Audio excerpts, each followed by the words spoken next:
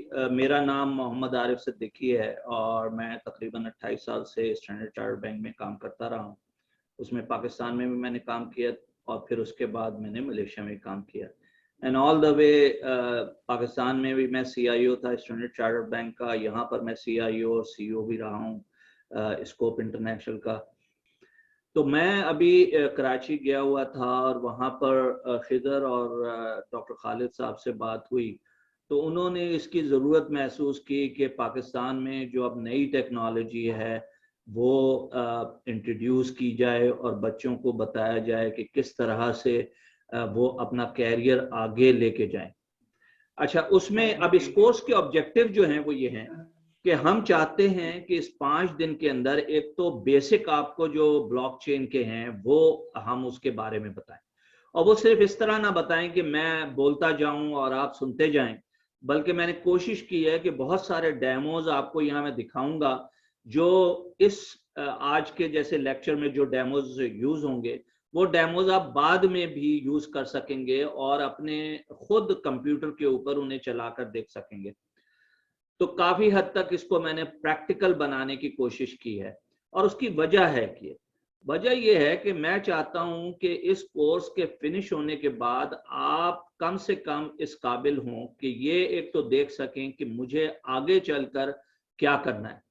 क्या मैंने एक NFT का डिजाइनर बनना है, क्या मैंने आगे चलकर प्रोग्रामिंग करनी है। तो अभी आपको सिर्फ बहुत बेसिक किस्म की चीज बता के आपने अपने आप से फिर ये पूछना है कि इस 5 दिन के कोर्स के बाद जिसमें हम ब्लॉकचेन भी बताएंगे, NFT भी बताएंगे, मल्टीवर्स भी बताएंगे, इसी तरह से कुछ थोड़ा बहुत हम बताएंगे कि जो मुख्तलिफ किस्म के टूल्स अवेलेबल हैं इनको डेवलप करने के लिए। तो कोई आपको हम डेवलपर नहीं बनाने जा रहे हैं, बल्कि हम आपको सिर्फ ये बताने जा रहे हैं कि क्या 2 किस्म के सेक्शन हैं जिसमें से कोई एक आप चूज कर सकते हैं। अब अगर आप इसको देखें तो यहाँ पर आपको ब्लॉकचेन के 4 बॉक्स नजर आ रहे हैं। 2 जो हैं वो ऑरेंज कलर के हैं और 2 जो हैं वो ग्रीन कलर के हैं। और इसके बेसिक रीजन है कि ये क्यों 2 डिफरेंट कलर्स के अंदर हैं। एक वो है जो NFT से रिलेटेड है, जिसमें हम ये कह रहे हैं कि आप जो आजकल बहुत ज्यादा NFT पे काम हो रहा है दुनिया भर में और एक हाइप क्रिएट हुई है, तो उसमें क्या आप कुछ ऐसी चीजें डिजाइन करके उसको लोड कर सकते हैं और कुछ एक फ्री टाइम के अंदर या घर पर बैठ के भी जो खवातीन है वो इसमें डेवलप कर सकती हैं और उसको खुद। तो हम पूरा NFT के बारे में एक 0 से लेके कम से कम आपको एंड तक लेके जाएंगे कि आपसे यहाँ पर एक हम क्रिएट करेंगे NFT, उसको हम फिर लॉन्च करेंगे ओपन सी के ऊपर, फिर उसको हम सेल पे लगाएंगे। तो आपको उस पूरे प्रोसेस से मैं गुजारूंगा कि आपको एक बहुत ही सिंपल सी चीज अगर आप कोई डिजाइन कर दें, अगर लोगो भी आप डिजाइन कर सकते हैं तो उसी तरह से आप आर्ट वर्क भी डिजाइन कर सकते हैं। इसी तरह से मल्टीवर्स आगे आ रहा है। आपको पता है ब्लॉकचेन, ये फेसबुक ने ऑलरेडी कहा है कि जी मल्टीवर्स के अंदर आगे चलकर बहुत अपॉर्चुनिटीज हैं। खुद Facebook is hiring around 3000 people across the world. तो उसके अंदर भी आपको डिजाइन के अंदर बहुत ज्यादा काम है। तो ये जो ग्रीन एरिया है ये बहुत ज्यादा डिजाइन एरिया है। जो ऑरेंज एरिया है वो है स्मार्ट कॉन्ट्रैक्ट एंड ब्लॉकचेन। सो ये थोड़ा सा एरिया है जिसमें कि डेवलपमेंट भी इन्वॉल्व है और मैं बाद में इस पे आऊंगा कि अगर आप आगे चलकर फर्दर अपने आप को स्किल करते हैं स्मार्ट कॉन्ट्रैक्ट और ब्लॉकचेन के ऊपर, तो उसमें आपको मैं बताऊंगा किस किस्म के कोर्स हम करा सकते हैं या किस किस्म के कोर्स आप कर सकते हैं, या हम खुद भी देखेंगे कि अगर हम कुछ कोर्स आपको करा सके इस डेवलपमेंट स्पेस के अंदर भी। अच्छा, अब मैं थोड़ा सा आपको बेसिक लेके चलता हूं और आप सब इंटरनेट यूज करते हैं। तो जब इनिशियली इंटरनेट आया तकरीबन 85-86 के अंदर, तो उस वक्त लोग उससे पहले जो हैं वो ईमेल कहाँ भेजते थे, वो खत लिखते थे। और वो जमाना था जब एक वो डाकिया जो है वो एक टेलीग्राम सा लेकर आता था घर के ऊपर, अगर कोई इमरजेंसी कहीं किसी की डेथ हो जाए तो वो इस तरह पता चलता था। तो वेब 1.0 जो आया तो वो बेसिकली एक इंटरनेट स्टार्ट हुआ, जिसके अंदर हमने ईमेल भेजने शुरू किए, उसके अंदर हमने तस्वीरें एक दूसरे को भेजनी शुरू की, उसके अंदर हमने डॉक्यूमेंट एक दूसरे को भेजने शुरू किए, उसके ऊपर नई नई टूल्स आने शुरू हो गए। मसलन सबसे पहले जो है वो याहू आया, याहू ने अपना एक ईमेल का सिस्टम डिजाइन रखा और ये प्रोग्रेस होनी शुरू हो गई। अब जो हम आज जिसके ऊपर हैं वो है वेब 2.0। और वो क्या हुआ कि फिर हम उस स्पेस से निकलकर कि जो HTML और ईमेल और डॉक्यूमेंट फॉरवर्डिंग का था, उससे निकलकर हम आ गए फेसबुक के ऊपर, हम आ गए इंस्टाग्राम के ऊपर, हम आ गए टिकटॉक के ऊपर, हम आ गए गेमिंग के ऊपर। तो जो वेब 2.0 है ये आज का दौर है, यानी ये वो दौर है जो आज के दौर के अंदर हम इस वक्त 2.0 के अंदर हैं। और जितने भी चीजें आप आजकल कर रहे हैं वो सारी की सारी वेब 2.0 के अंदर है। अब जो वेब 3.0 आ रहा है वो क्या है, तो उसके अंदर अगर मैं आपको सिंपली बताऊं तो ये एक 3D वेब होगा। 3D वेब का मतलब ये है कि मेरा नाम फेसबुक पे नहीं होगा, बल्कि मेरा एक एविटार होगा जो कि मैं फेसबुक पे अपना रखूंगा। और आपने सुना होगा कि फेसबुक के जो CEO हैं उन्होंने कहा कि अब जो फेसबुक का नाम है वो मेटा होगा। तो ये मेटावर्स की कहानी है कि जी अब हर चीज 3D के अंदर होगी, 2D से बढ़कर। और आगे चलकर हम इसीलिए हम कह रहे हैं कि ब्लॉकचेन की अहमियत बहुत ज्यादा आइंदा बढ़ जाएगी।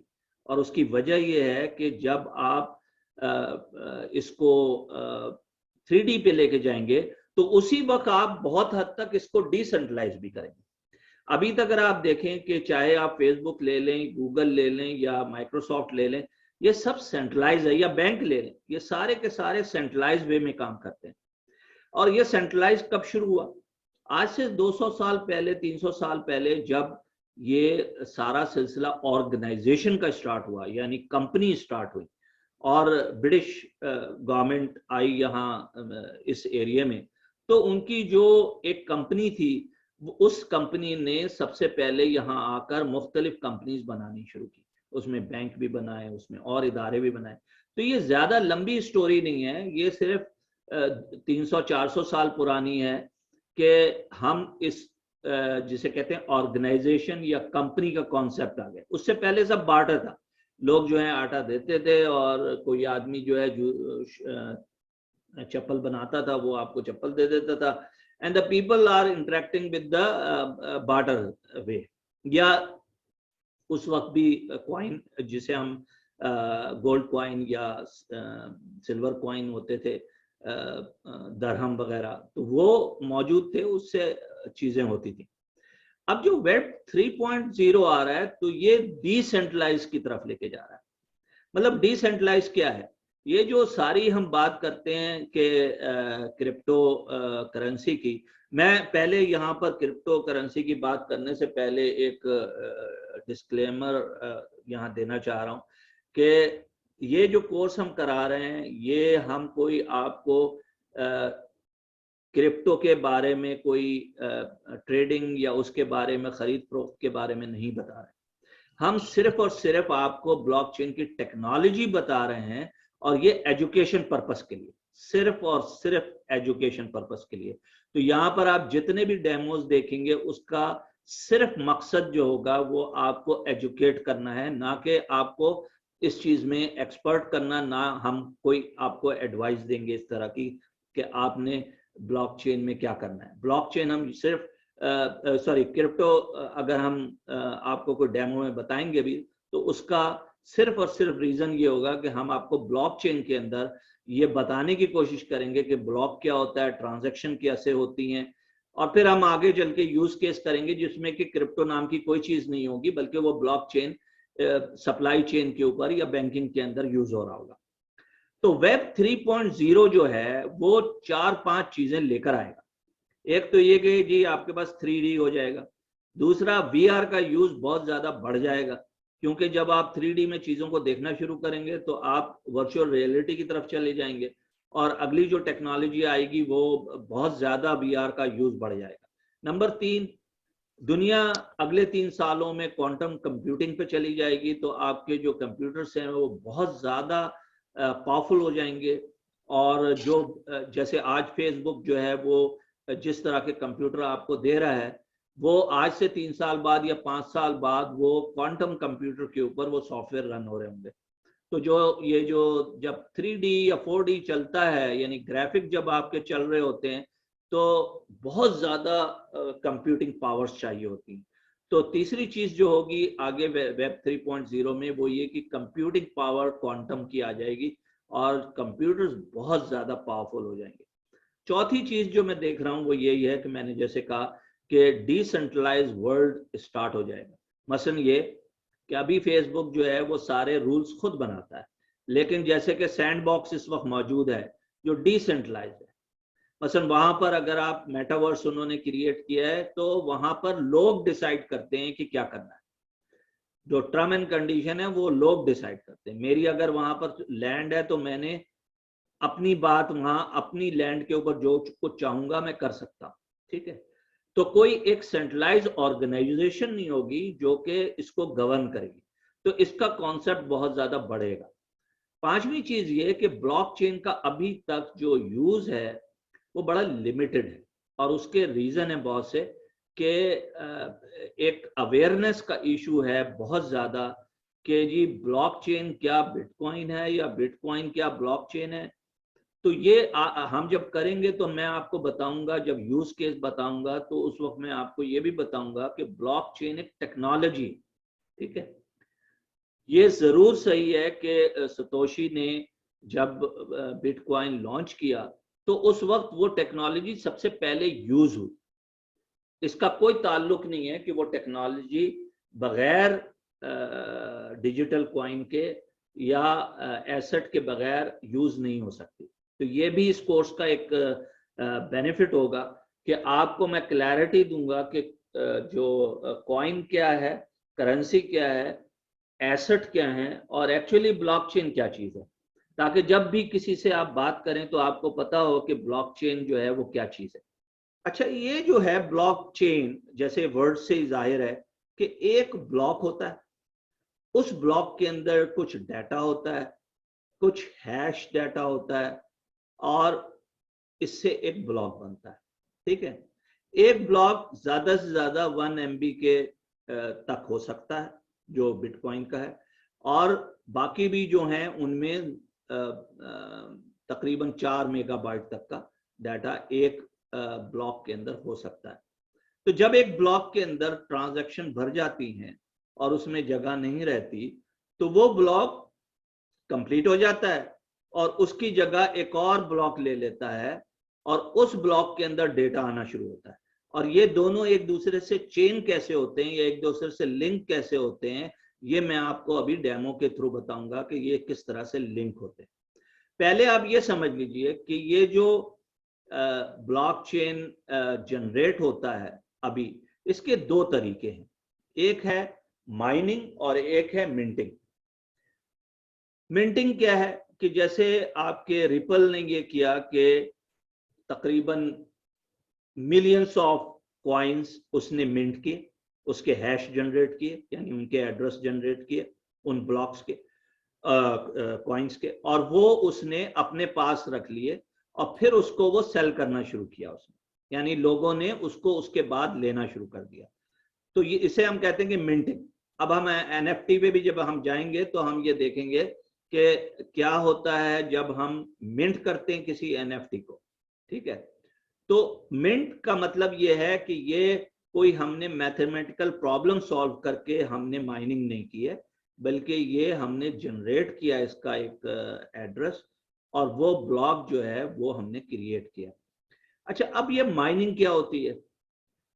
माइनिंग यानी बिटकॉइन जब स्टार्ट हुआ और ब्लॉकचेन के ऊपर हुआ, तो उसमें ये हुआ कि जो प्रोग्राम है इसका, सतोशी ने जो ब्लॉकचेन का प्रोग्राम लिखा, वो ये था कि जी बहुत सारे माइनर होंगे, यानी बहुत सारे लोग होंगे दुनिया में, 1000, 2000, 5000, जिनको जो कि एक मैथमेटिकल प्रॉब्लम को सॉल्व करेंगे, और अगर वो सॉल्व कर दें तो उनका उसकी जगह पर उनको एक रिवॉर्ड मिलेगा, और वो रिवॉर्ड बिटकॉइन की सूरत में मिलेगा।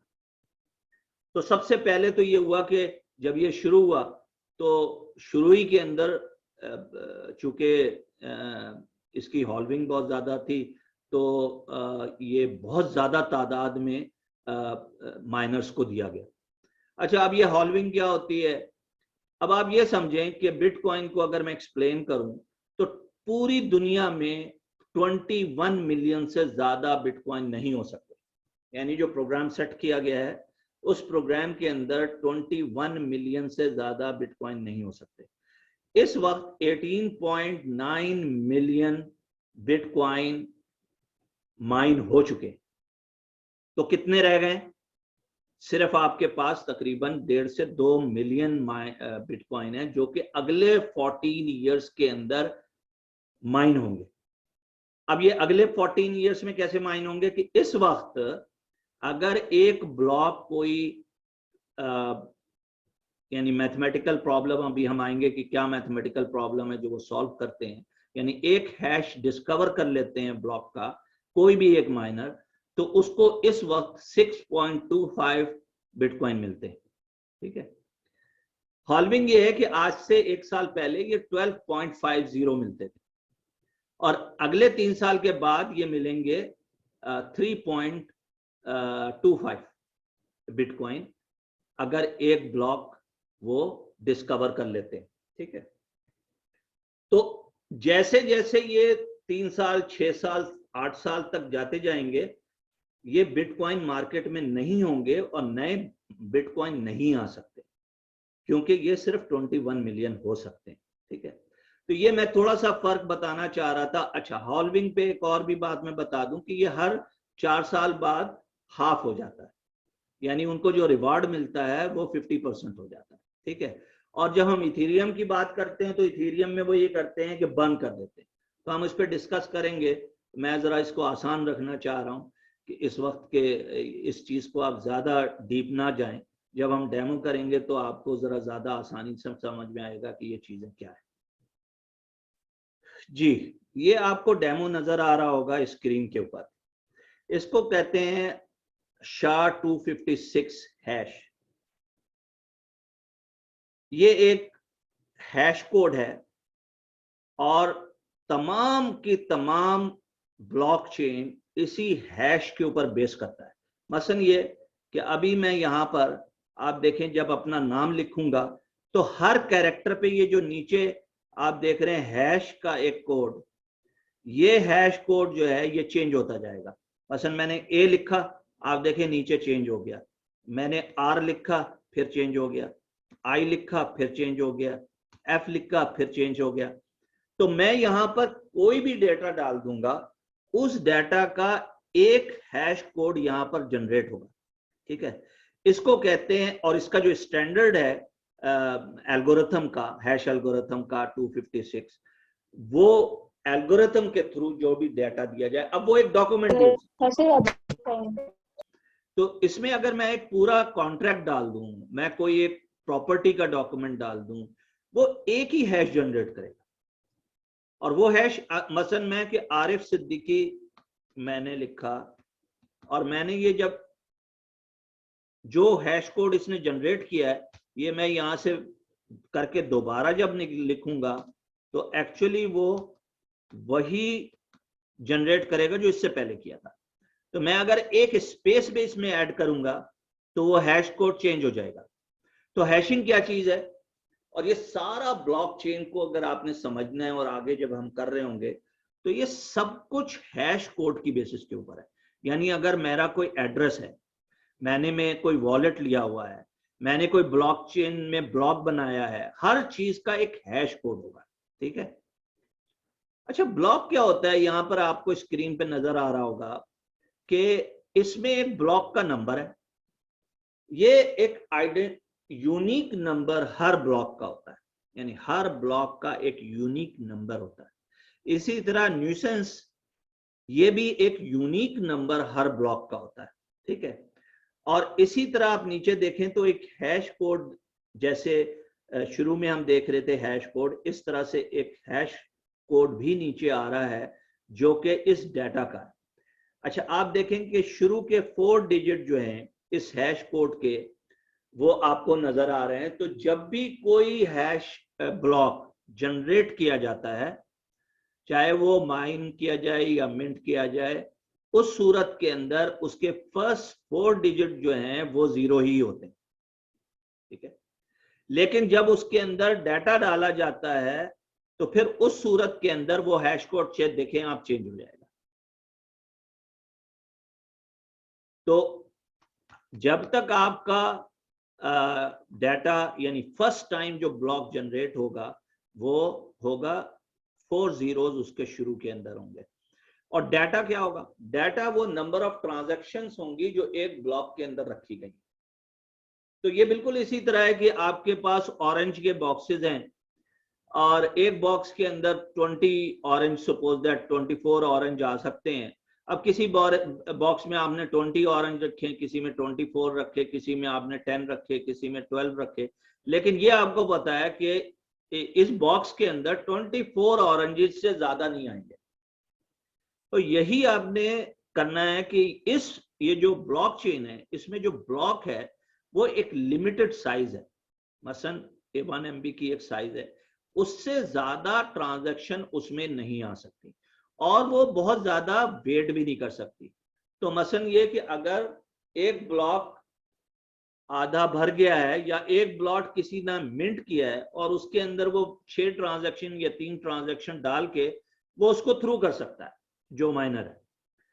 अच्छा, अब ये कि ये इतना मतलब why we are saying it is so secure, it is very much तो ये हम बाद में इसको जरा सा डिस्कस करेंगे कि प्रूफ ऑफ वर्क क्या होता है और दूसरी चीजें। तो मैं अभी आपको जरा सा बहुत सिंपल वे में लेके चलना चाहता हूँ कि ब्लॉक क्या चीज है। ब्लॉक सिंपल उसका एक नाम होता है जो कि ब्लॉक नंबर होता है, एक न्यूसेंस होता है जो कि उसका एक नंबर होता है, और डाटा जो कि उसके अंदर ट्रांजैक्शन है, और हैश कोड उसका एक समझ लें कि आइडेंटिफायर है, एक एड्रेस है जो कि हैश के अंदर उस ब्लॉक का होता है।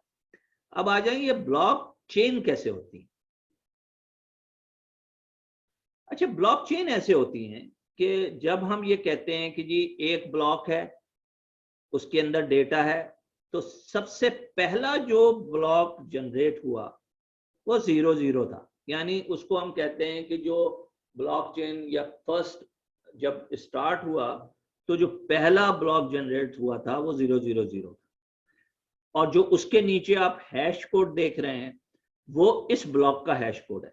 लेकिन जब आप दूसरे पे चले जाएं, यानी इस वाले पे चले जाएं जो 35230 है न्यूसेंस, और ये ब्लॉक नंबर 2 है, इसको अगर आप गौर से देखें तो इसमें क्या हो रहा है कि जो यहाँ हैश कोड पिछले वाले में तो यहां पर वो प्रीवियस के अंदर आ गया और इसका हैश कोड अलग से आ गया।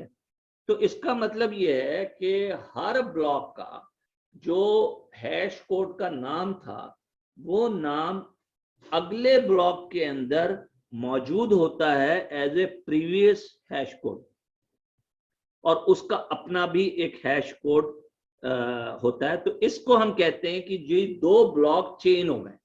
ये जो ब्लॉक चेन का वर्ड यूज होता है ये इसी तरह से होता है कि 2 ब्लॉक अब चेन हो गए। और इसी तरह से जब आप तीसरे के ऊपर जाएंगे, चौथे के ऊपर जाएंगे, तो यही होगा कि जो उससे पिछले वाला ब्लॉक है उसका प्रीवियस जो हैश कोड है वो आएगा, और जो इसका हैश कोड है वो भी उसमें होगा।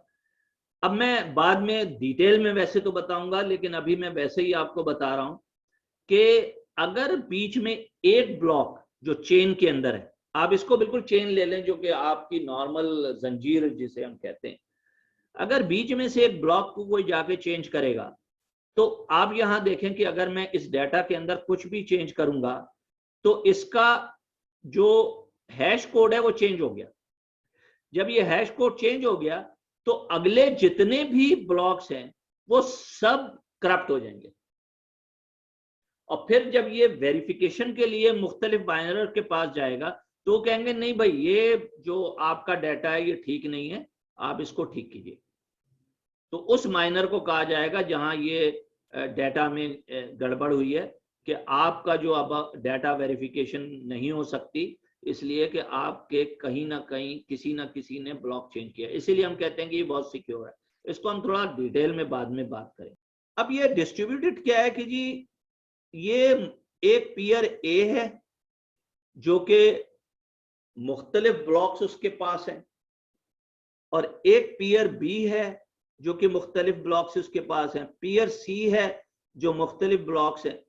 तो ये हर एक के पास जो ब्लॉक हैं वो सेम है। अब आप गौर से देखें कि यहाँ पर ब्लॉक जो है वो 1 नंबर है, उसका न्यूसेंस नंबर 11316 है, उसका जो कोड है दोनों प्रीवियस एंड हैश कोड वो जो आप देख रहे हैं आखिर में 600 है। अब इसमें भी आप देखेंगे जो पीयर बी के अंदर है उसमें भी एग्जैक्टली द डेटा से। डिस्ट्रीब्यूटेड लेजर का मतलब क्या है? यानी हम जब कहते हैं कि जी ब्लॉकचेन एक डिस्ट्रीब्यूटेड लेजर है, और खास तौर पे जब हम बिटकॉइन से हटकर बात करते हैं सिर्फ ब्लॉकचेन की, तो हम वहां पर कई दफा डिस्ट्रीब्यूटेड लेजर का नाम लेते हैं, हम ब्लॉकचेन का नाम भी नहीं लेते। अब ये लेजर क्या है? समझिए कि 2000 माइनर पूरी दुनिया में है, तो पूरी दुनिया में तमाम माइनर के पास जो डेटा होगा वो एक जैसा होगा। यानी पीयर ए से लेके पीयर 2001 तक जितने भी होंगे वो सबका डाटा एक जैसा होगा। और अगर कोई भी ट्रांजैक्शन किसी भी ब्लॉक के अंदर हो रही होगी वो पहले वेरीफाई होने के लिए जाएगी माइनर्स के पास, उसके अंदर एक्स नंबर ऑफ माइनर्स उसको चेक करेंगे कि ये ट्रांजैक्शन हो सकती है या नहीं हो सकती, और अगर हो सकती है तो फिर वो 2000 माइनर्स जितने भी हैं उन सबके लेजर को अपडेट कर देगा, तब वो ट्रांजैक्शन होगी। अब आप अगर गौर से देखें कि बैंक है तो बैंक क्या करता है? बैंक के पास सिर्फ 2 चीजें होती हैं, या किसी भी ऑर्गेनाइजेशन में जिसमें कंप्यूटर लगा हुआ होता है उसमें 2 चीजें होती हैं। एक होता है कि जी कंप्यूटर डाटा सेंटर है, उसके अंदर एक कंप्यूटर है, उसके अंदर एक डेटाबेस है, उस डेटाबेस के अंदर जितनी भी ट्रांजैक्शन बैंक के अंदर हो रही हैं या किसी और ऑर्गेनाइजेशन में हो रही हैं वो वहां पर सेव हो रही है। उसका एक बैकअप है जो कि किसी दूसरी जगह पे रखा हुआ है। तो क्या है? 1+1 है सिर्फ। अगर हैकर कोई या कोई उसको उसमें चला जाता है और कोई चेंजेस करता है तो उसके पास ज्यादा से ज्यादा 2 जगह पर चेंजेस उस हैकर को करनी पड़ेंगी, एक उसके एक्चुअल जो डाटा सेंटर है वो, और एक जहां पर बैकअप रखा हुआ है।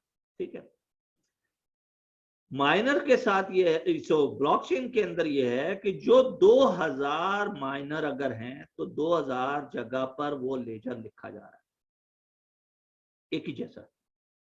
तो अगर मैंने एक ट्रांजैक्शन की है तो वो 2000 माइनर्स के जो कंप्यूटर्स हैं उनके ऊपर एक जैसा डाटा होगा। अच्छा जी, अब टोकन क्या होता है पीयर ए के पास? अगर आप गौर करें तो हमने कहा था कि प्रीवियस और हैश को तो हम समझ गए, अब आपने इस डाटा को देखना है कि इस डाटा में क्या होता है। उसमें जो मेजर चीजें होती हैं डाटा के अंदर वो ये कि ट्रांजैक्शन का अमाउंट क्या है, किसने ये ट्रांजैक्शन की है, किसके पास जा रही है, कौन सा एक्सचेंज यूज हो रहा है, कौन सा माइनर कर रहा है। तो अब हम यहां से इस डेमो को छोड़ के अब हम चले जाते हैं ये देखने के लिए कि रियलिटी में क्या होता है। ये है लाइव डाटा। जो इस वक्त मैं जो देख रहा हूं वो एथेरियम का लाइव डेटा देख रहा हूं जो इस वक्त हो रहा है। तो ये आप लोग भी जाकर btc.com को अपने पीसी के ऊपर डालेंगे तो यही स्क्रीन आपको नजर आएगा। ठीक है, और ये स्क्रीन आपको बिल्कुल लाइव जो ट्रांजैक्शन हो रही हैं या लाइव जिस तरह से चल रहा है वो आपको बता रहा होगा। अब इसके अंदर क्या क्या वो बता सकता है? उसमें ट्रांजैक्शन की हैश है, जो कि हमने डिस्कस किया कि हर ट्रांजैक्शन का एक हैश कोड होता है। तो अगर कोई भी आप हैश कोड यहाँ डाल देंगे तो वो उसकी ट्रांजैक्शन दिखा दे। तो जो ये हैश आपको कोड मैंने बताया, तो वो हैश कोड अगर आप एक डालेंगे तो यहाँ पर आपको उसकी पूरी डिटेल दे देगा। अगर एक ब्लॉक का हैश कोड डालेंगे तो वो ब्लॉक का पूरा डाटा आपको दिखा देगा। इसी तरीके से आपका कोई कॉइन है, वो पर्टिकुलर उसको आप यहाँ पर डालेंगे तो वो भी उसका डाटा यहाँ दिखा देगा। अब हम जाते हैं कि इससे हमने समझना क्या है, यानी ये हम क्यों दिखा रहे हैं। ये इसलिए नहीं दिखा रहे हैं कि आपको कोई मैं कोई मॉनिटरिंग सिस्टम दिखाना चाहता हूँ, ऐसा नहीं है। मैं आपको ये दिखाना चाह रहा हूं कि ये जो अभी तक हमने बात की है, इसको हम फिजिकली किस तरह से देखेंगे। तो मैं ये एक पूल है, अभी हमने बात की थी कि जी pool A, pool B, pool C, यानी डिस्ट्रीब्यूटेड लेजर जो है वो 2000 जो लोग हैं उनके पास वो लेजर है, तो उसमें से हम एक लेजर खोल लेते हैं, ठीक है। अब ये हमारे पास ये लेजर आ गया और इस लेजर के अंदर it is a quite large ledger Ethereum का। अब हमारे पास इसके अंदर ये सारी ट्रांजैक्शन दिखाई जा रही हैं, ठीक है। टोटल ये 26 मिलियन की ट्रांजैक्शन है। और इसके अंदर हम क्या देख सकते हैं, हम ये देख सकते हैं, सपोज दैट मैं ये इस एक ब्लॉक को, ये जो एक ब्लॉक है, ये ब्लॉक चेन का एक ब्लॉक है जो 4 घंटे 56 मिनट पहले ये एग्जीक्यूट हुआ है। तो ये ब्लॉक जो है, ये जब मैं हिट करूंगा तो आपको इसमें बहुत सारी ट्रांजैक्शन नजर आएंगी। क्या है, एक तो ये आपको बताएगा कि टाइम क्या है, ठीक है। दूसरा ये बताएगा कि हैश कोड क्या है। तो आप ये देख सकते हैं कि नाउ नोबडी कैन स्पीक। सो इसके अंदर हैश है। हैश जो दिखाया गया ये ब्लॉक चेन का हैश है, यानी यहां मैं कर्सर को आपको दिखाऊं तो ये एक है जो कि, और पेरेंट हैश यानी इससे पहले का जो ब्लॉक था वो कौन सा था वो भी यहां दिखा रहा है। अगर आप इसके ऊपर क्लिक करेंगे तो वो प्रीवियस वाले ब्लॉक के अंदर चला जाएगा और वहां पर भी आपको दिखाएगा कि इस ब्लॉक के अंदर क्या क्या था। लेकिन हम चूंकि इस ब्लॉक को देख रहे हैं और इसमें ये देख रहे हैं कि क्या है, अब इसके अंदर 184 ट्रांजैक्शन इस एक ब्लॉक के अंदर, और इसके अंदर 298 कॉन्ट्रैक्ट्स हैं इंटरनल ट्रांजैक्शन के। और ये पूरा जो इस ब्लॉक का साइज है वो 64 के का बाइट का ये पूरा एक ब्लॉक बना है। अच्छा, इसका माइनर कौन है, यानी इसका पूल ओनर कौन है, यानी जिसके ऊपर ये ट्रांजैक्शन सबसे पहले हुई हैं। ये हम बाद में एक और डेमो के जरिए देखेंगे कि ये जो है ये है माइनिंग पूल हब। तो हमने तो दबाई माइनिंग पूल हब को था, तो ये है जो कि माइन इन 37 सेकेंड। मसलन इसकी लास्ट जो ट्रांजैक्शन हुई है इस माइनर की या इस पूल की, वो 37 सेकेंड पहले हुई है। तो ये बिल्कुल लाइव डाटा है जो आप इस वक्त देख रहे हैं। डिफिकल्टी, ये इसलिए मैं आपको डेमो के साथ ये सारी चीजें बता रहा हूं ताकि आप कभी जब ये डेमो देख रहे हो तो आपको ये बड़ा आसान लगे कि भाई ये जब हम डेमो कर रहे होंगे तो ये डिफिकल्टी का क्या मीनिंग है। डिफिकल्टी क्या है कि जो 2000 पूल या हजारों लोग जो कंप्यूटर्स हैं वो कंटिन्यूअसली प्रूफ ऑफ वर्क कर रहे हैं, कंटिन्यूअसली नंबर ऑफ ट्रांजैक्शन उसके ऊपर रन कर रहे हैं। तो उस नेटवर्क की डिफिकल्टी क्या है, उस पूरे जो नेटवर्क है उसको वो कितना डिफिकल्ट है। आप इसको यूं समझ लीजिए कि एक पेट्रोल पंप है, उस पेट्रोल पंप के ऊपर अगर 200 गाड़ियों की लाइन लग जाए तो आपको अंदाजा हो जाएगा कि डिफिकल्टी एरिया क्या है इस पेट्रोल पंप का। मतलब वहां एक लंबी लाइन लग जाएगी, हो सकता है कि रोड तक जो है ब्लॉक हो जाए कि 200 गाड़ियां जो है वहां आके खड़ी हो गई एकदम से, और उसने सारा एक डिफिकल्टी क्रिएट कर दी। तो ये जो ब्लॉक, चाहे वो एक्सटर्नल ब्लॉक हो यानी किसी ऑर्गेनाइजेशन का हो या ये किसी कॉइन का हो, ब्लॉकचेन काम ही इसी तरह से करता है। उसका एक नेटवर्क का डिफिकल्टी एरिया होता है कि उसमें कितना ट्रांजैक्शन एक टाइम में हो रहे हैं, क्योंकि पूरी दुनिया ट्रांजैक्शन कर रही होती है और इसका कोई कंट्रोल नहीं है। ये बिल्कुल इसी तरह है जैसे वीजा या मास्टर कार्ड का जो डाटा सेंटर है वो तकरीबन एक टाइम में 25,000 ट्रांजैक्शन पर सेकंड कर रहा होता है, तो उसका वो डिफिकल्टी एरिया कि डिफिकल्ट एरिया है, ये मेरे पास इतना हार्डवेयर होना चाहिए, इस तरह की चीजें होनी चाहिए। अब इस पर्टिकुलर के अंदर अब आप आ जाए रिवॉर्ड। तो ये जो ब्लॉक है ये एक्चुअली इस माइनर ने, ये जो माइनर यहाँ लिखा हुआ है, इसने ही क्रिएट किया है।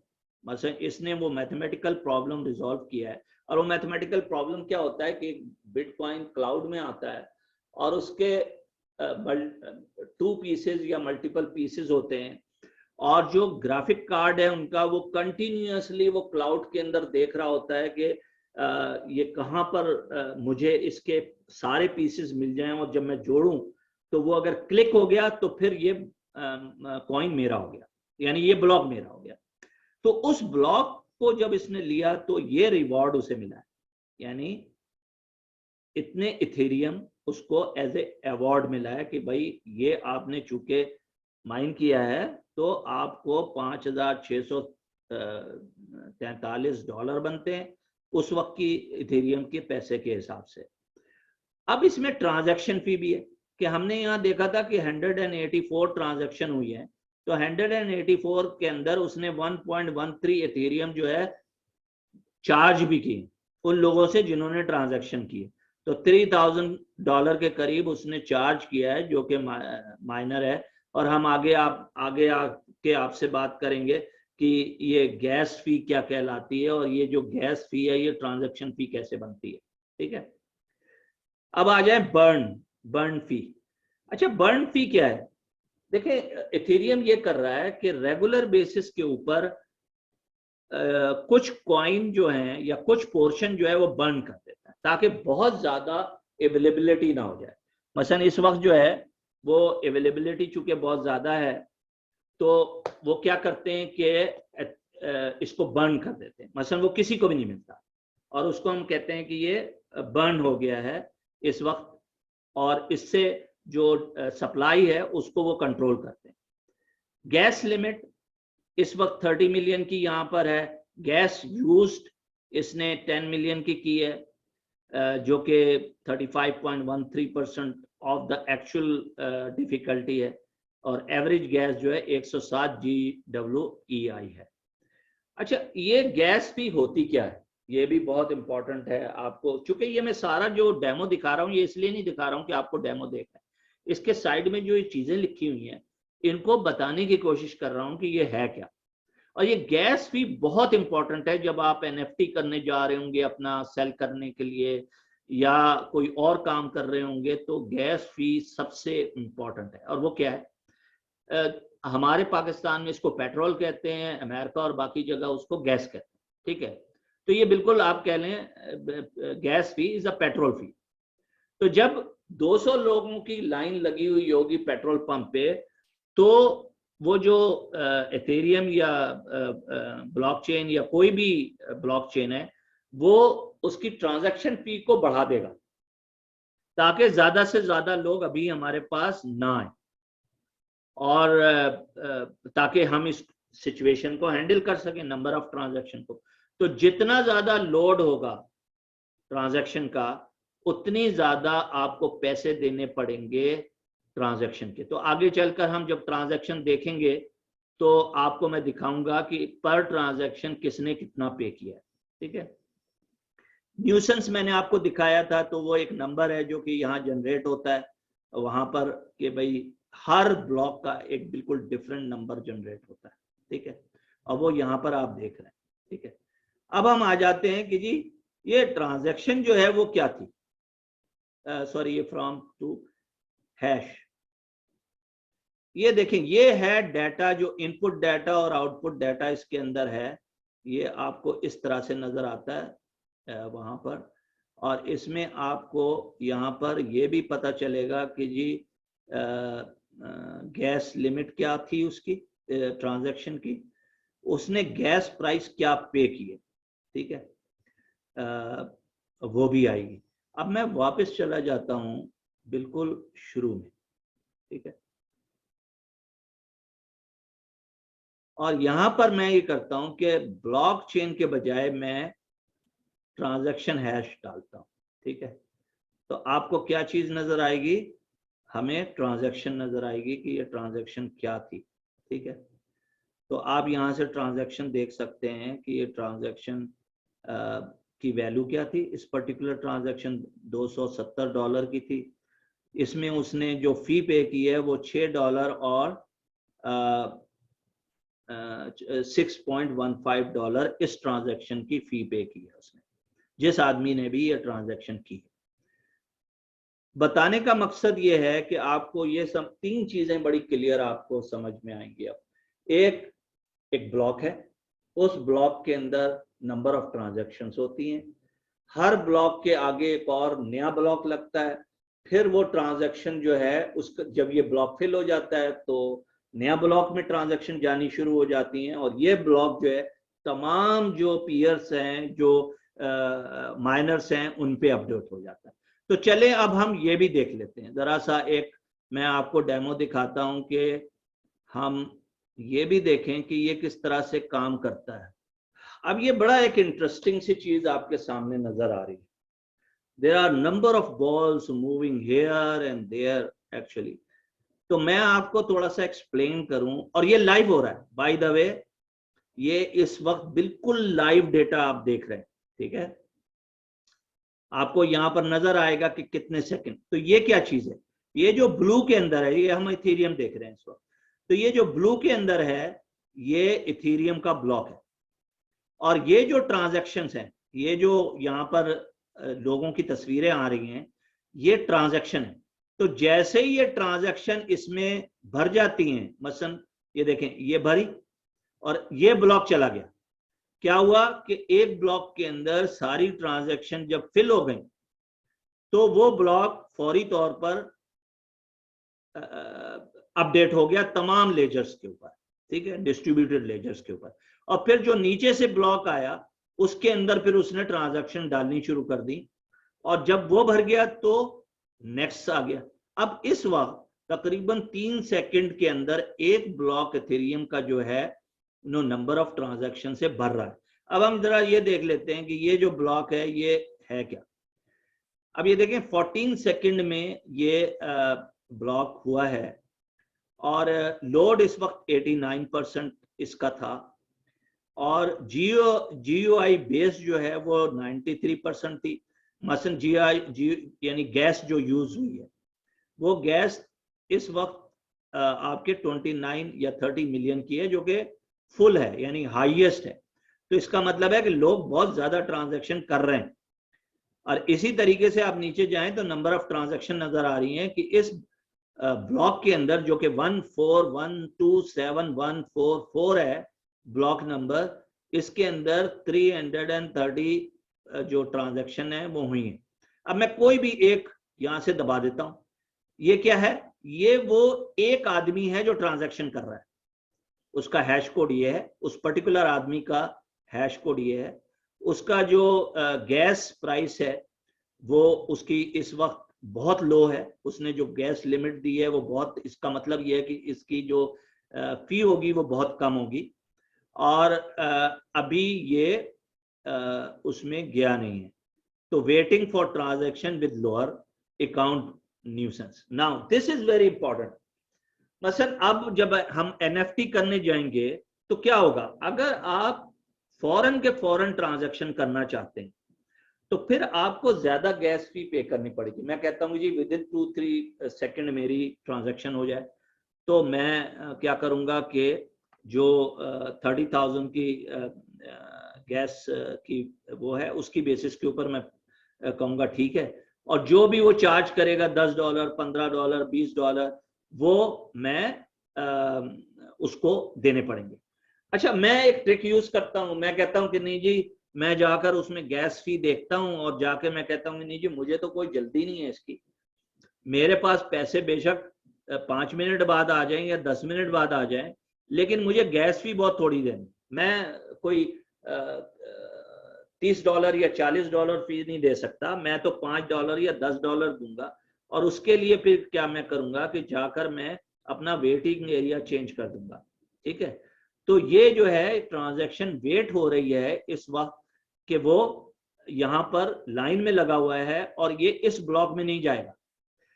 इसमें कौन जाएगा कि जिन्होंने ज्यादा फी पे की है, तो जिन्होंने ज्यादा पैसे पे किए उनको वो ब्लॉक पहले लेगा, और जिन्होंने कम पैसे दे रहे हैं उनको वो ब्लॉक बाद में देगा।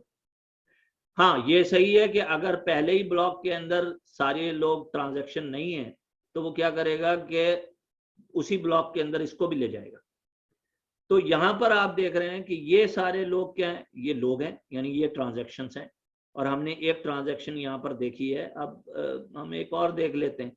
ये ट्रांजैक्शन भी वेटिंग में है, और ये ट्रांजैक्शन इस वक्त है, ये है मेटामास्क की।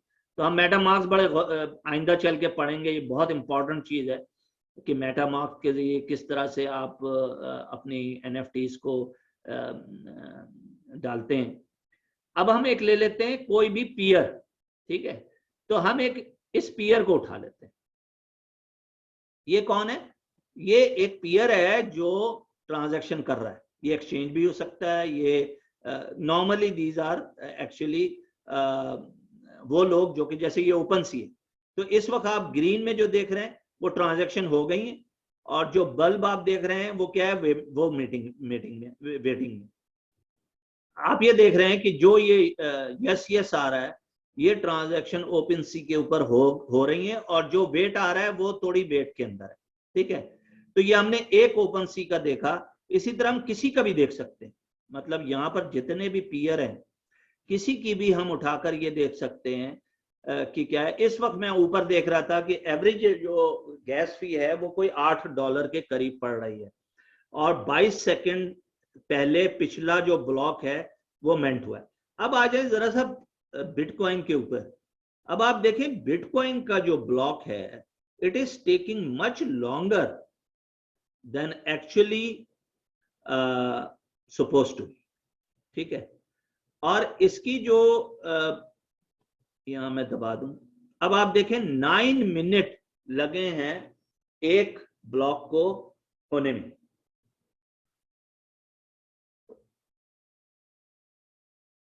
यूजुअली एक ब्लॉक बिटकॉइन के ऊपर 10 मिनट एवरेज अगर आप लेंगे तो 10 मिनट एवरेज के अंदर ये होता है, ठीक है। और ये 999 इसके बाइट हैं, तो इसका मतलब है ऑलमोस्ट ब्लॉक फुल हो गया।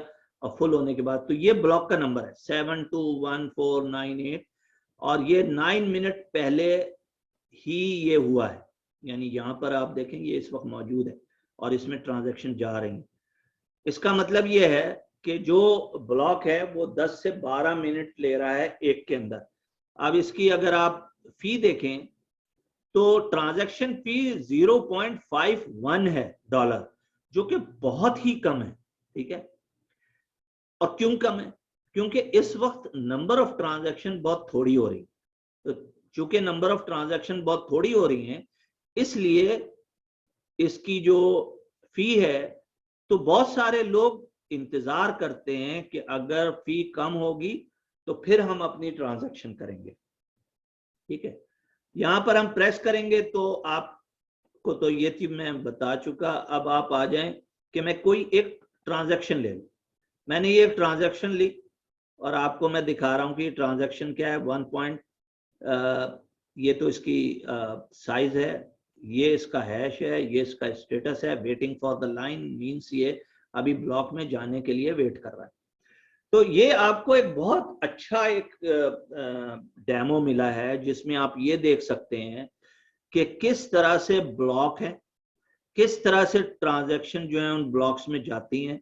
वो ब्लॉक जब फुल हो जाता है तो उसकी जगह दूसरा ब्लॉक ले लेता है, और वो ब्लॉक जो है फिर ये सारे जो पीयर्स हैं ये उसके ऊपर बाकी ट्रांजैक्शन भेज रहे होते हैं, और ये एक सिलसिला चलता रहता है जो 7x24। अब आप देखें 37 सेकेंड्स अगो ये ब्लॉक बना था, और इस वक्त एक्चुअली एथेरियम के ऊपर फी बहुत ज्यादा है, 7.57 है, जबकि ब्लॉकचेन के ऊपर बहुत कम है। यूजुअली ऐसा नहीं होता, ये रिवर्स होता है।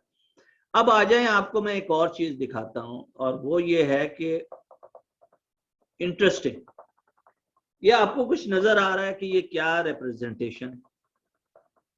ये ग्राफिकल डिस्क्रिप्शन प्रेजेंटेशन है ब्लॉक्स की। हर बॉल जो आपको नजर आ रहा है वो एक ब्लॉक है। अब आप देख रहे हैं कुछ ब्लॉक्स जो हैं वो बहुत बड़े हैं, यानी उसमें नंबर ऑफ ट्रांजैक्शन बहुत ज्यादा है। कुछ ब्लॉक जो हैं बहुत छोटे हैं और उसमें नंबर ऑफ ट्रांजैक्शन बहुत कम है। ठीक है, अब हम ये करते हैं कि कोई सा एक ब्लॉक उठा लेते हैं। ये हमने उठाया, यहां पर हमें क्या नजर आया कि ट्रांजैक्शन क्या थी, ये ट्रांजैक्शन है, वैल्यू ऑफ जो इसकी ट्रांजैक्शन वैल्यू है ये 2.6 है। फी जो उसने दी है वो देखें बहुत कम, इस वक्त मैंने पहले आपको दिखाया था कि यहाँ पर फी जो है 0.0019 है। मतलब कोई भी अपना जो कॉइन है इस वक्त बिटकॉइन, ना वो बेचना चाहता है ना कोई खरीदना चाहता है, तो basically very less number of transactions are happening at this point of time. तो आप ये देख सकते हैं कि so again I started it, so you can start seeing that how the transactions are happening. यहाँ देखिए मैंने इस प्रेजेंटेशन में डेमो ब्लॉकचेन मेंशन किया हुआ है, फिर मैंने ये 4 वो दिए हैं demos, btc.com, txstreet.com, billfodl.com/pages/bitblockers and blockwisb.it। ये मैंने आपको नहीं दिखाया अभी, जो कि मैं कोशिश कर रहा था कि मैं दिखा दूं आपको। तो ये क्या करता है कि जो पिछला वाला है ये आप खुद देख लीजिएगा, ये वर्ल्ड वाइड आपको दिखाता है कि इस वक्त जो ट्रांजैक्शन हो रही है वो किन कंट्रीज में हो रही है। मतलब जो अभी आपने बड़ी ब्लॉक्स देखे थे कि ब्लॉक्स मूव हो रहे हैं इधर से उधर, तो वो आपको ये दिखाता है कि किन लोकेशंस के ऊपर ये हो रहा है। तो जैसे पाकिस्तान में क्या जी बिटकॉइन की ट्रांजैक्शन पाकिस्तान में हो रही है, नहीं हो रही है, तो इसके थ्रू कोई भी देख सकता है कि हो रही है नहीं हो रही। हाँ ये सही है कि जो कर रहा है ट्रांजैक्शन उसका जो नाम है या जो उसका आइडेंटिफायर है वो हैश के अंदर है, वो कोई मोहम्मद आरिफ सिद्दीकी नहीं लिखा हुआ आता वहां पर हैश कोड के अंदर। तो जितनी भी चीजें होती हैं वो हैश कोड के अंदर ही हो रही होती है। ठीक है, अब हम थोड़ा सा कवर कर लेते हैं। मेरा ख्याल है कि स्मार्ट कॉन्ट्रैक्ट हम कल करेंगे, सिर्फ हम थोड़ा सा ये कर लेते हैं कि जो टोकन है वो क्या चीज है, वो किसके ऊपर उसका स्टैंडर्ड क्या है, ये सिर्फ आपकी एक तरह से इंफॉर्मेशन है। इसको आप अगर जहन में रख लें तो बहुत अच्छी बात है। एक है ERC-20। ERC-20 जो है वो इथेरियम रिक्वेस्ट फॉर कमेंट्स है। जितने भी टोकन इशू होते हैं वो ज्यादातर ERC-20 की बेसिस के ऊपर होते हैं, और वो एक स्टैंडर्ड है जो इथेरियम का है, उसमें blueprint of creating fungible token. अच्छा, अब ये आ जाए कि फंजिबल टोकन क्या होता है और नॉन फंजिबल क्या हो सकता है। ओके, सो ये जो है ये टोकन फंजिबल और नॉन फंजिबल टोकन क्या होता है। मसलन आप अगर मुझे किसी को 10,000 रुपए देने और मैं हजार के 10 नोट देता हूं, तो इससे क्या फर्क पड़ता है कि जो मैं 10,000 के नोट दे रहा हूं वो कौन सा नोट किस नंबर का है। तो इसको हम कहते हैं फंजिबल। जब कहते हैं हम नॉन फंजिबल तो उसको जरा सा हम डिस्कस कर लें कि नॉन फंजिबल क्या होता है। वो बहुत इंपॉर्टेंट है, बिकॉज अगर मुझे 1,000 रुपए किसी को देने हैं और मैं ये करूं कि 1000 के नोट की तस्वीर बनाऊं और फिर मैं उसको इंटरनेट के थ्रू, ईमेल के थ्रू 1000 के नोट की तस्वीर भेज दूं, जबकि ओरिजिनल 1000 का नोट मेरे पास है। तो अगर मेरे पास है तो क्या मैं जो 1000 का नोट दूसरे शख्स को भेजूंगा वो क्या यूज में आ सकता है? नहीं आ सकता, क्योंकि मेरे पास जो नोट है उसकी ओनरशिप मेरे पास है। अगर मैं उसको भेज दूंगा किसी भी जरिए से, चाहे मैं ब्लॉकचेन के ही थ्रू भेज दूं या किसी तरह भी भेज दूं, लेकिन वो उस 1000 को यूज नहीं कर सकता। क्यों नहीं कर सकता? क्योंकि वो 1000 मेरे पास है। तो एक ही आदमी 1000 यूज कर सकता है। इसको कहते हैं डबल स्पेंड, यानी डबल स्पेंड नहीं हो सकता। एक चीज 2 दफा सेल नहीं हो सकती। इसी तरह मैं कहता हूं कि जी non fungible token means NFT, तो टोकन जो है अगर नॉन फंजेबल होगा तो वो एक ही दफा में सेल होगा। मसलन ये कि एक आर्ट वर्क है किसी का, वो आर्ट अगर सेल होगा मोनालिसा का, तो वो मोनालिसा ही का सेल होगा। तो ये नहीं हो सकता कि हजारों लोग वहां म्यूजियम में जाते हैं और उसकी तस्वीर खींचें और वो दूसरों को भेज दें, या उसका एनएफटी बनाकर जो है लॉन्च कर दें और कहें मैं ये बेच रहा हूं। ये हो नहीं सकता। तो इसके लिए बहुत इंपॉर्टेंट है कि जो नॉन फंजिबल है टोकन, वो ये होता है कि उसकी एक ओनरशिप होती है। और ये ERC-20 के अंदर और ERC हम 721 को भी देखेंगे, उसके अंदर हम ये बताते हैं कि किस तरह से जो है ये टोकन जो है यूज होते हैं। अब ये 721 को आप देख लें कि नॉन फंजिबल टोकन है। ये ज्यादातर NFT के लिए यूज होता है, ट्रांसफरेबल है। मसलन मैं अपना एक टोकन मैंने डाला NFT और मैं किसी को देना चाह रहा हूं, उसने मुझे पैसे दे रहा है वो, तो ये ट्रांसफरेबल है। मतलब जो कि भी कॉन्ट्रैक्ट हमारे दरमियान उनका होगा वो हम एक कॉन्ट्रैक्ट में साइन कर सकते हैं कि ये ठीक है, ये transferable. No preliminary authorization required, it is between me and this guy. If this guy is buying it, मुझे वो पैसे दे रहा है, मैं उसको दे रहा हूं, तो किसी किस्म की कहीं पर अप्रूवल की जरूरत नहीं। Ownership has to be transferred, mean आज मैं उसका ओनर हूं, कल से वो ओनर होगा। ठीक है। तो जब हम कहते हैं कि जी प्रॉपर्टी ब्लॉकचेन हम करेंगे, तो जब हम प्रॉपर्टी ब्लॉकचेन करते हैं तो अगर एक रजिस्ट्रेशन हो रही है तो वो रजिस्ट्रेशन एक टाइम में एक ही ओनरशिप की हो सकती है। अब अगर मैं ब्लॉकचेन के ऊपर उसको स्मार्ट कॉन्ट्रैक्ट के जरिए ट्रांसफर करूं, ना कि रजिस्ट्रेशन ऑफिस के जरिए करूं, तो उस सूरत में ओनरशिप जो है वो ट्रांसफर हो जाएगी। मतलब मैं ओनर उसका नहीं रहूंगा जब मैं ब्लॉकचेन के ऊपर वो टोकन उसको ट्रांसफर कर दूंगा, तो ये टोकन उसके पास चला जाएगा। ठीक है। जो ERC-1155 है वो क्या है, वो मल्टीपल हो सकता है। मसलन मैं ये कहता हूं कि मैंने एक आर्ट वर्क बनाया या मैंने एक म्यूजिक बनाई और मैं ये कहता हूं कि जी मैं इसे सेल करना चाहता हूं, लेकिन मैं 1000 लोगों को दूंगा। जो फर्स्ट 1000 आएंगे वो, अगर ये बहुत छोटी सी $50 की मैं फीस रख रहा हूं इसकी, ये 100 लोगों को सिर्फ मैं दूंगा या 1000 लोगों को दूंगा, तो 1000 लोग इसको ले सकते हैं। तो 1000 लोगों के पास वो ओनरशिप चली जाएगी और 1000 लोग फिर उसे आगे सेल कर सकते हैं। तो ये नॉर्मली जो स्मार्ट कॉन्ट्रैक्ट गेमिंग के लिए यूज होता है या बाज वक्त म्यूजिक के अंदर यूज होता है, तो वो मल्टीपल लोग उसको यूज कर सकते हैं। अच्छा, ये स्मार्ट कॉन्ट्रैक्ट हम अब कल के लिए छोड़ देते हैं और